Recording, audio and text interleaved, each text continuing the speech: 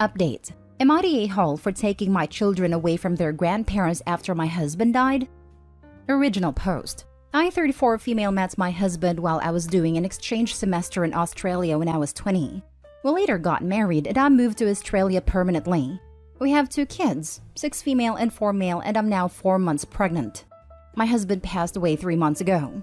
It was and still is horrible. With my husband not being here anymore, I want to move back to my home country. I think it will be good for my kids because the education system over there is heaps better, but the main reason is that I need my family. My 4-year-old doesn't really have an opinion on it, while my 6-year-old is excited because my parents have horses. Here in Australia, my husband's parents look after our kids Monday to Friday as my husband and I both had full-time jobs. So obviously they are close. Mother-in-law and father-in-law are very attached to the kids and love being grandparents. Last weekend, I broke the news to them. I didn't expect them to be happy, but I was hoping they'd understand. They didn't. It was ugly. They asked me how dare I take away their grandchildren after they lost their only son. They said my husband would be disappointed and he would want his children to grow up in Australia. I had to leave because I couldn't handle the situation. I feel guilty because my husband did want to stay in Australia, but mainly because that's where we settled. I don't think he'd be disappointed. I think he'd understand. But I feel so guilty but also angry. I feel like it was cruel of mother-in-law and father-in-law to say what they said. I plan to come back to Australia regularly because I don't want to deprive my children of their heritage, and it has become my home over the years. Basically, is it wrong to move back home? Now for the top comments before reading the update. No a-holes here. These situations just come up when a loved one dies. You need your family and they need theirs. I'm not going to call someone an a-hole for reacting adversely during their grief, and I'm not going to call someone an a-hole for wanting a support system. I completely agree with this. Just a sucky situation. Is there any way the grandparents could move too? If he's their only child, there wouldn't be other children keeping them in Australia. I don't think they can move. They only speak English. Immigration policy won't allow it, and they pretty much live off Centrelink. But they are welcome to visit and will visit too. What is your home country? That's a pretty messed up immigration policy. And people try and say America has a restrictive immigration policy. Switzerland. No a-holes here. Everyone is grieving now and all of you have valid emotions. They lost their son and now they're losing their grandchildren. You lost your husband and now you're alone in a foreign land. Family therapy is definitely needed here, but I don't think anyone is the a-hole. They're not losing their grandchildren. They're going to have a similar relationship to them as Opie's parents have had until now, as long as they come to their senses and apologize for the awful way they chose to treat Opie. Grandparents are not owed any relationship with grandchildren, especially not if they've lost that privilege with the sort of behavior they've displayed. Considering that the grandparents have been watching the children from Monday through Friday every day, to say that they are not owed a relationship is wrong. And legally, it is not true if the grandparents have been such a consistent and stable force in the kids' lives. The mother also doesn't seem overly concerned on how the kids will handle being removed from their grandparents who they see every day. No a-holes here. I hesitate to pass judgments because this is such a rough and hard situation for you as a parent. But I will say this. Please keep in mind that your children have been raised with your husband's parents as a constant fixture in their life. Your kids are too young to grasp what it means to be in Switzerland versus Australia and their grandparents, who have raised them almost as much as their parents, who they have seen nearly every day of their remembered lives, gone. Going from that consistent exposure to seeing them only a few times a year will not be a smooth transition, and you can't assume it will. Just because the 4-year-old doesn't understand what's going on, and the 6-year-old is excited because horses. You have to do what is best for your family. But rest assured your parents-in-law are not being a-holes. Your children will be devastated. There will be an adjustment period and it will not be easy. Now for the update. It's been nearly 3 weeks since my last post. A lot has happened since. First off, we're back home in Switzerland and the kids are okay. As planned, we moved in with my family. The kids are bonding with their grandparents and cousins and the animals. They're set up for therapy, as I am. The events leading up to this, I went back to my in-laws to explain my side of the story. I told them again that we would be coming back, but that right now I need to make sure that I can be a good mom to my kids. They were very understanding and asked if they could take the kids the next day. I agreed and dropped them off. However, pickup didn't go as planned. The kids weren't ready, and father-in-law told me that they decided it would be best for everyone if they stayed with them for a while, as I was clearly unstable. There was screaming, tears, threats, and lots of ugly things were said. I called my lawyer, who told me to call the police. Luckily, it didn't came to that, and they gave me back the kids. But honestly, that was it for me. Trust gone.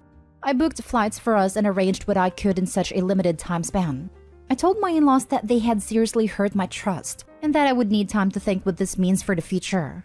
They were allowed to say goodbye to the kids in person. We arrived at home on Monday.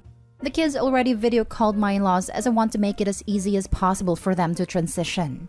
I am very hurt and disappointed that it had to end this way, but also hopeful for the future. Right now, I'm enjoying to get pampered by my mom, who's very excited to be part of this pregnancy. In the future, I'll try and rekindle the relationship with my in-laws. Hey, as a fellow Swiss, I'm glad you made it back safely. I'm sorry about how it all played out, but it seems like you made a right choice. Thank you. Speaking as an Australian on welfare, you made a right choice. You now know what their plan was: to try and act as if you were mentally unstable and take your kids from you, possibly sticking you in a psych ward to cement their position. I'd be frank with them and say you don't plan on going back now until you get over their complete betrayal and trying to kidnap your children. That you had thought they were going to make it easy to keep the kids in their lives, but they made sure that is not going to be an easy thing. You're now surrounded by the people you can trust, and I suggest staying there and healing until you feel like you want to go back to Australia. I'm afraid you're right. I just feel bad for my kids. Kids are resilient. And as long as you monitor those calls so the in-laws don't try and manipulate them, you should be good. The kids probably love being in a new wonderful country. Will find it amazing and will be too busy learning the language and trying new things to miss Australia too much. I'm in Sydney, Australia, and with the quarantine only just lifting, it's not much fun here right now. You would have experienced this while still here, so they already had a separation from their friends. This is just extending it.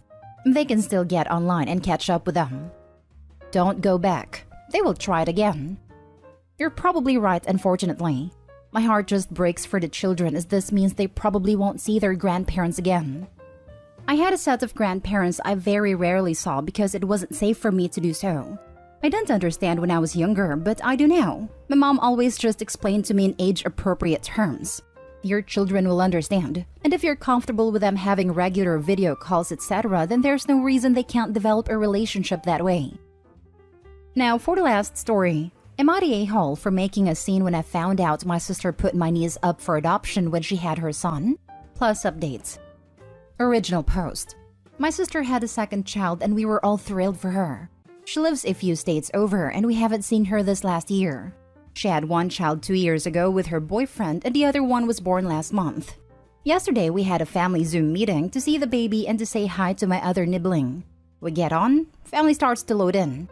Everyone is basically there thrilled to see the baby. We get to meet her new baby boy. After a bit, I asked to see my niece as well. My sister got quiet and very quietly said she doesn't have her.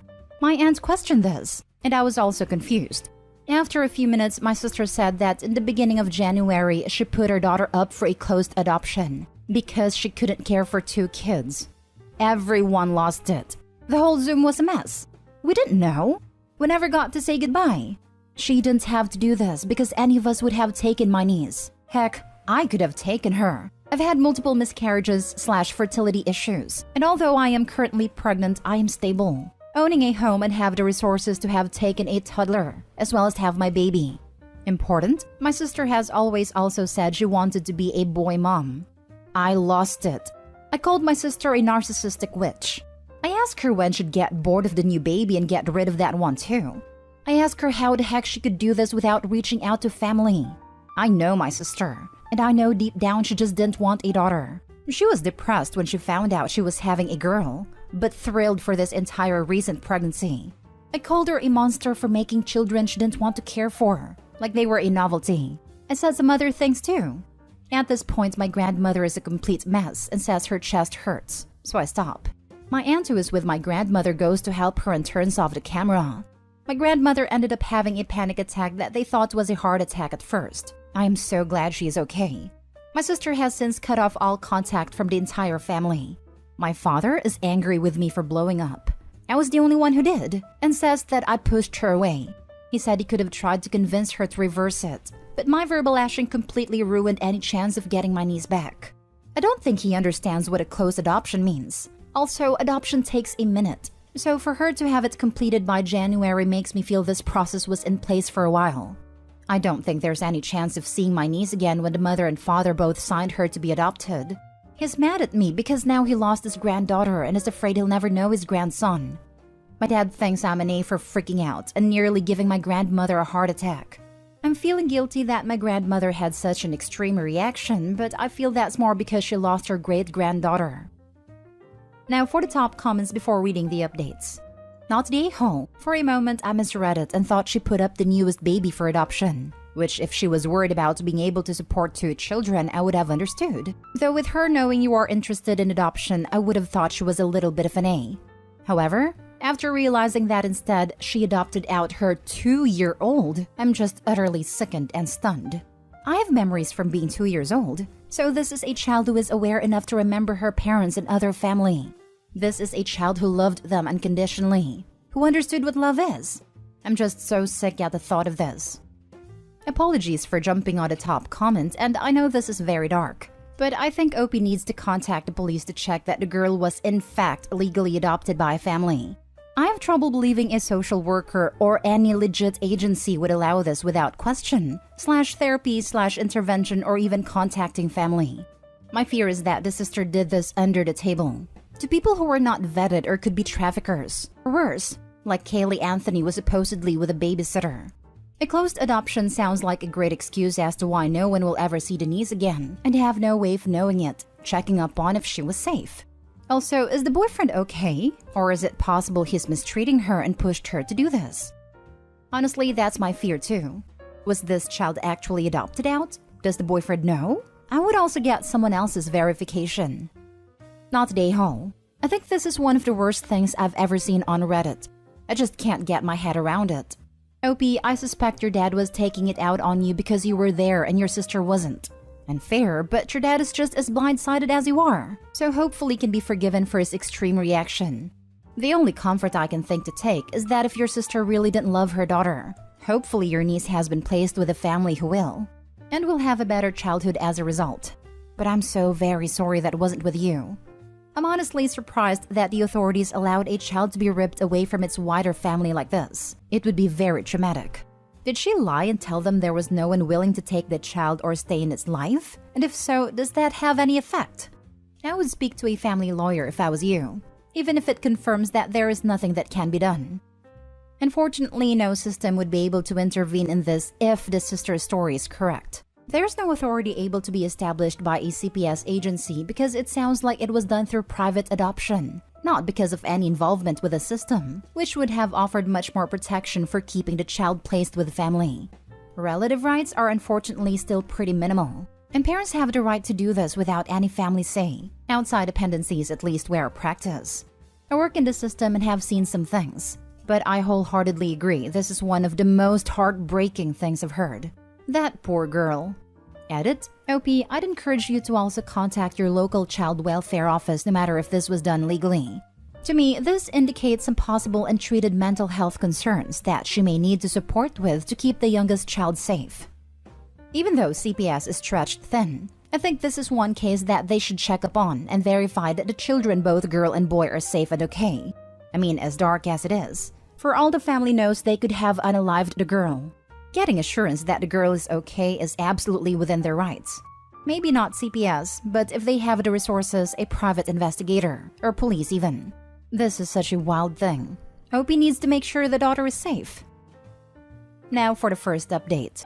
I've contacted local CPS for my sister's area, local courts, and I have a lawyer looking into it for me, starting tomorrow as I just obtain him. Thank you for the helpful comments pointing out the issues with this. Especially thank you to those in social work who reached out to me privately.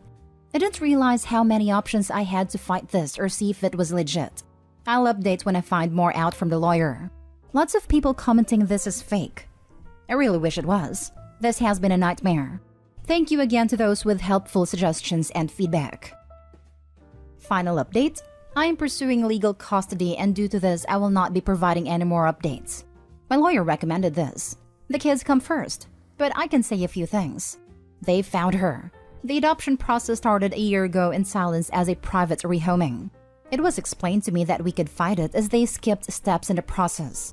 My sister told them she had no family / the family she does have is harmful. There was mistreatment in our mother's side, but they are long dead now. There's an open investigation into my sister already for her son because of the way she surrendered custody of her daughter. I'm going to temporarily move into an apartment in that area so I am close by in case CPS takes custody of my nephew. It was explained that this was the only way I could actively fight for custody, by being available and close.